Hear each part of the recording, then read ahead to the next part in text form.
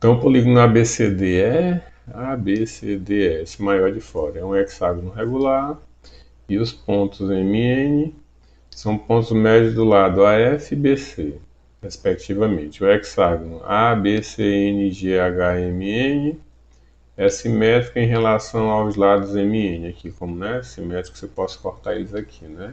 Então, qual é a razão entre o triângulo menor ABNGHM e em relação ao maior ABCDEF, justamente, né? Então, qual é a forma mais simples e mais rápida de a gente fazer isso aqui, ó? É criar todos os pontos médios. Aqui eu já tenho um ponto médio aqui, um ponto aqui, então o ponto médio eu vou dividir as linhas aqui mais ou menos no meio, né? Colocar aqui mais ou menos um pontinho em cada um, certo? Isso. Então aqui embaixo outro, né? Então agora a gente vai fazer essas ligações, ó. Passando sempre por cima dos pontos que já estão colocados aqui. Então eu vou fazer essa linha. Não sei se eu vou conseguir deixar reto, né? Porque fica ruim aqui a mão livre. Para cá. Aí eu vou ligar esse ponto aqui também para lá, ó. Viu? Fazer essa ligação desses pontos. Essa aqui vai ficando mais torta do que todas. Então aqui. Aí eu vou ligar aqui, ó, esse canto com o A com o D lá em cima. O A com o D. E vou ligar aqui o B com o E. E aqui eu vou só seguir aqui passando por cima desses pontos, né? Que eu posso ligar esse com esse aqui, ó. Formando triângulos respectivamente iguais, né? Faltando ligar aqui também quem?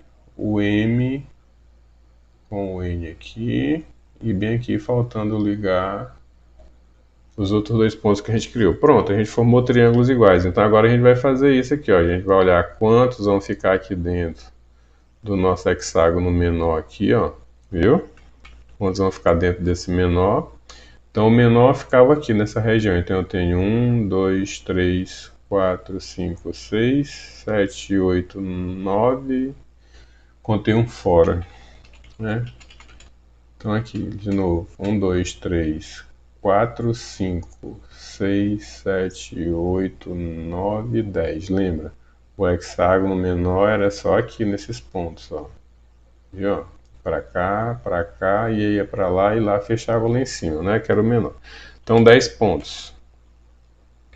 Então 10 triângulos, desculpa. Aí o maior é tudo.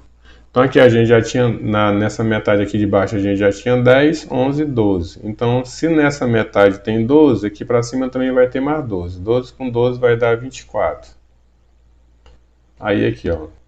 Esse 10 e esse 10 e esse 24 a gente pode simplificar, né? A fração a gente pode simplificar por 2. E por 2. Aí a gente tem lá, né? 10 por 2, ó. 5. 24 por 2, 12, né? Então aqui a gente tem 5 sobre 12. Então a resposta correta aqui da questão 11, letra E, certo? Essa questão 12, né? Tia Geralda sabe que um de seus sobrinhos, Ana e Bruno, Cecília, Daniela e Eduardo, comeu todos os biscoitos. Ela também sabe que o culpado sempre mente, que os inocentes sempre dizem a verdade, né? Aí tá aqui assim. Bruno diz, o culpado é Eduardo ou Daniela. Eduardo diz, o culpado é uma menina. Por fim, Daniela diz, se o Bruno é culpado, então Cecília é inocente. Então a gente pode começar aqui por Daniela. Daniela está falando a verdade. Está falando a verdade no seguinte, de que só tem um culpado, né? Porque a gente sabe que só uma pessoa, de acordo com o enunciado, só uma pessoa comeu os biscoitos. Então Daniela diz assim, se por fim, se Bruno é culpado, então Cecília é inocente. Então Daniela está falando a verdade, que ela está dizendo que só tem um culpado. Então a gente já pode dizer assim que Daniela fala a verdade, né? Realmente só tem um culpado. Ninguém sabe se é o Bruno, né? Mas que ela está falando a verdade, ela está que só tem um culpado na situação, né? Sim, então aí atende mais ou menos o que a afirmativa que está sendo pedido, né? Que a Daniela afirmava que Daniela, que a afirmativa dela é verdadeira aqui no caso, né? A gente dá para ver. Então aí a gente vê que a Daniela não é a culpada, que ela está falando a verdade. Agora vamos analisar aí os outros para ver o que vai dar, né? Aí analisando, a gente vai olhar o Bruno, né? Se o Bruno mentiu aqui, né? Se o Bruno mentiu, então o Bruno seria o culpado. Só que antes da gente dizer que o Bruno é culpado, a gente tem que ver o que o Eduardo está falando aqui, ó. O Eduardo diz o seguinte, que o culpado é uma menina, né? Que o culpado é uma menina, é o que ele está falando. Por que que, nesse caso aqui, não satisfaz o enunciado, né? Onde ele diz que o Eduardo fala que o culpado é uma menina. E o Bruno diz assim, o culpado é Eduardo ou Daniela. Então, nesse caso aqui, ó, a gente já sabe que Daniela é inocente, né? Que ela é inocente. Então, ela já está fora. Eduardo disse que o culpado tem que ser uma menina. Então, o culpado não é obrigatório ser uma menina. Poderia ser um menino também, né?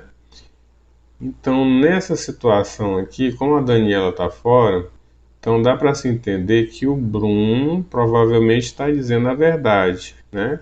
Só que Daniela falou a verdade. Então, se Daniela falou a verdade, então eu creio que o Bruno deve estar falando a verdade porque o Eduardo está afirmando que é uma menina, né?